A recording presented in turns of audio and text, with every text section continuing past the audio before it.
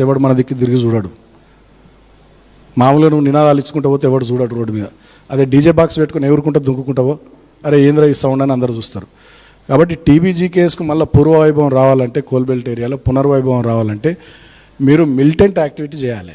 ముచ్చట్లు ఎప్పుడు కాదు, మీటింగ్లు పెట్టుడు కాదు, సోషల్ మీడియా ప్రెస్ మీట్లకి ఇవి కాదు, మిలిటెంట్ యాక్టివిటీ చేయాలి. పెట్టూరి మందమారి డివిజన్లో ప్రోగ్రాం పెట్టూరి పోయి మొత్తం జీఎం కానీ ఆఫీసు కాల పెడదాం, పోతే పోతాం 1 నెల రోజులు జైలుకు. గట్లు ఉండాలి కానీ పెట్టూరు రోజు గోవార్కంలో ప్రోగ్రాం పెట్టుర్రి, ఈశ్వరన్న ముంగట పెట్టురు, పోతే ఈశ్వరన్న కూడా పెడతారు జైలుకునేలా. కొత్తగూడెంలో రవాణాన్ని ముంగట పెట్టి నేనేమంటున్నా, కార్మికులు మనల్ని లోన్ చేసుకోవాలి. వీళ్ళు మా కోసం కొట్లాడుతుర్రు, తనలాడుతుర్రు, కష్టపడుతుర్రు, లాఠీ చార్జీలు అవుతున్నాయి, కేసులు అవుతున్నాయి, ఇబ్బందులు అవుతున్నాయి. మా కోసం కొట్లాడినందుకు వీళ్ళని ఈ డివిజన్ నుంచి ఆ డివిజన్కి ట్రాన్స్ఫర్ చేసి పారేసిరు, వీళ్ళని జైల్లో పెట్టిర్రు అరే అని వాళ్ళకి ఆ ఫీలింగ్ రావాలి, ఆ ఓనర్షిప్ రావాలి మన సంఘం మీద, మన నాయకత్వం మీద. కాబట్టి మిలిటెంట్ యాక్టివిటీ ప్లాన్ చేయరు. మన ఏరియాలో అన్ని రైల్వే లైన్లు ఉన్నాయి. కోసిపారే రోజు ఓ ప్రోగ్రామ్ పెట్టి రైలు రోకాన్ని పెట్టి రైలు కోసిపారే. సీరియస్ చెప్తున్నా. అంటే నేను అనే పాయింట్ ఏంటంటే మీరు సీరియస్ యాక్టివిటీ తీసుకుంటే తప్ప మీ దిక్కు కార్మిక వర్గం తిరిగి చూడదు. ఇది నేను చెప్పదలుచుకున్నాను. నేను చెప్పేది వాస్తవమా కాదా ఇక మీరే ఆలోచించుకోరు. ఎందుకంటే ఇది 3వ సంవత్సరం వల్ల పాలన. ఇప్పుడు ఎంత గట్టి కొట్లాడితే, ఎంత గట్టిగా మాట్లాడితే రాస్తా రోకోలు కానీ, రైలు రోకోలు కానీ, జిఎం ఆఫీసుల ముందర ధర్నాలు కానీ అవన్నీ మామూలుగా సప్ప చేస్తే నడవది. కొంచెం గట్టిగా చేయాలి. గట్టిగా చేస్తే మన దిక్కు తిరుగు చూస్తారు, మనల్ని ఓన్ చేసుకుంటారు, మన దిక్కు వస్తారు. పోయిరండి ఓ 1 నెల రోజులు జైలుకి, ఏం పోయింది, ఓ 45 రోజులు పోయారండి.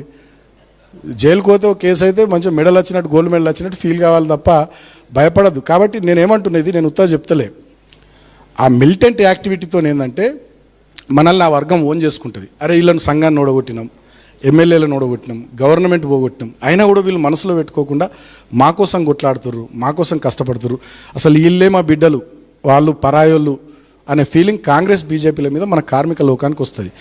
ఒక్కొక్క కార్మికునికి ఆ ఫీలింగ్ వచ్చినాక ఆయన ఒక్కైనా 10 మందిని 20 మందిని తయారు చేస్తాడు. మన సంగతి తెలుసు కదా. కాబట్టి మిలిటెంట్ యాక్టివిటీ కూడా మీరు సీరియస్గా ప్లాన్ చేయాలి. అవసరమైనంత రోజు ఇక్కడ సింగరేణి భవన్ అని కాలబెట్టుర్రి, మొత్తం అంగడి వేసిపారే ఏముంది. అట్లా ఆ సీరియస్నెస్ యాక్టివిటీలో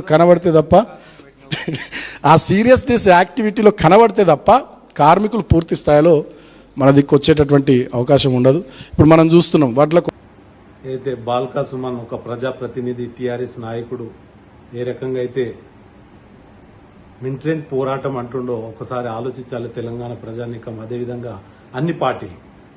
ఎందుకంటే సమాజంలో ఒక మంచి వాతావరణం ఉన్నప్పుడు వాళ్ళ రాజ్యాధికారం గురించి ఈరోజు మిలిటెంట్ పోరాటం చేద్దామని, అదేవిధంగా ఏదైతే రైలు పట్టాలు ఉన్నాయో అవి కట్ చేసేద్దామని, అదేవిధంగా కొన్ని ఆఫీసులు తగలబెడదామని ఈ రకంగా మాట్లాడుతుంటే అసలు తెలంగాణ సమాజం ఏం చేస్తుంది, రేపటి యువతకి ఏం చెప్పదలుచుకుంది టీఆర్ఎస్ అనేది ఒకసారి గమనించాలి. అదేవిధంగా తెలంగాణ రాష్ట్ర ముఖ్యమంత్రి వర్యులు రేవంత్ రెడ్డి గారు, అదేవిధంగా హోంమంత్రి శాఖ కూడా ఆయన దగ్గరనే ఉంది. కాబట్టి ఒకసారి ఈ విషయంపై మీరు స్పష్టంగా, ఎందుకంటే వీళ్ళు ప్రభుత్వం రెండు సార్లు ప్రభుత్వంలో ఉన్నప్పుడు అనేక సమస్యల మీద మేము పోరాటం చేసినాం, వాళ్ళ దృష్టికి కూడా తీసుకెళ్ళినాం. ఈ రోజు ప్రభుత్వం లేకపోయేసరికి ఈ రకంగా ఏదైతే మిలిటెంట్ పోరాటం గుర్తుకొస్తుంది. రైలు పట్టాలుగా ఇది చేసేద్దామంటారు, పట్టాలని కట్ చేద్దామంటారు, జైల్లోకి పోదామంటారు. అదేవిధంగా ప్రజల్లో సానుభూతి రాదు మీకు. ఎందుకంటే 10 ఏళ్లు మిమ్మల్ని గమనించింది ఈ ప్రజానికం, తెలంగాణ ప్రజలంతా.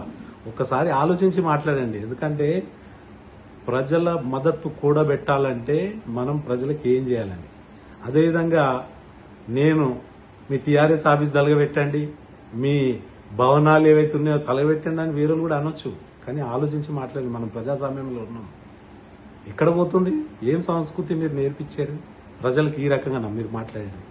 అదేవిధంగా రాష్ట్ర డీజీపీ గారు సివి ఆనంద్ గారికి కూడా నేను తెలియజేస్తున్నా, ఇమీడియట్ గా తక్షణం బాల్కా సుమన్ మీద చర్యలు తీసుకోవాలి. ఈ రకమైన మాటలు చెప్పి రేపు రాబోయే రోజుల్లో ఏది జరిగినా పూర్తి బాధ్యత టీఆర్ఎస్ తీసుకోవాలని నేను మీ ద్వారా తెలియజేస్తున్నాను. ఎందుకంటే సమాజంలో మార్పు కోరుకుంటారు, అంతేగాని మీరు రావాలని ఎవరు కోరుకుంటలేరు. రాబోయే రోజులు వేరే రకంగా ఉంటాయి. మీరు ఏది మాట్లాడినా ఆలోచించి మాట్లాడండి. సమాజం అందరి వైపు చూస్తుంది మీరు ఏం చేస్తున్నారని. రాబోయే తరానికి మీరు చెప్పేది ఏంది, ఏం చెప్తున్నారు మీరు? మిలిటెంట్ పోరాటం అది గన్లు కూడా ఇవ్వమని చెప్పండి, లేకపోతే రేవంత్ రెడ్డి గారిని గన్ పర్మిషన్ ఓన్లీ టీఆర్ఎస్ వాళ్ళకు గన్స్ ఇవ్వండి, ఎవరైతే మాకు ఓటేయరో వాళ్ళని షూట్ చేస్తామని చెప్పండి. ప్రజా మద్దతు ఎట్లా కూడా పెట్టాలంటే వాళ్ళ మనసును దోచుకోవాలి. మీరు చేసే పనులు అట్లా ఉండాలి. 10 ఏళ్ళు లక్షల ఉద్యోగాలు అన్నారు, ఇగో హామీలు ఎట్లిచ్చారో మీకు తెలుసు. అందుకే ఈ రోజు మిమ్మల్ని పక్కకు పెట్టారు. ఏ ప్రభుత్వం అయినా ప్రజల తరఫున నిలబడితే ప్రజలు మీ వైపు నిలబడతారు. అంతేగాని ఈ రకమైన మీరు మాట్లాడి మిలిటెంట్ పోరాటం అంటే ఎవరు చూసుకుంటా ఊరుకోడు, తిరగబడతాం మేము. జనసేన మీ మీద తిరగబడుతుంది. ఖబర్దార్ చెప్తున్నా, ఇమీడియట్ గా అవి నువ్వు చెప్పిన అన్ని విత్డ్రా చేసుకో. అదేవిధంగా ఇతనిపై కఠిన చర్యలు తీసుకోవాలి.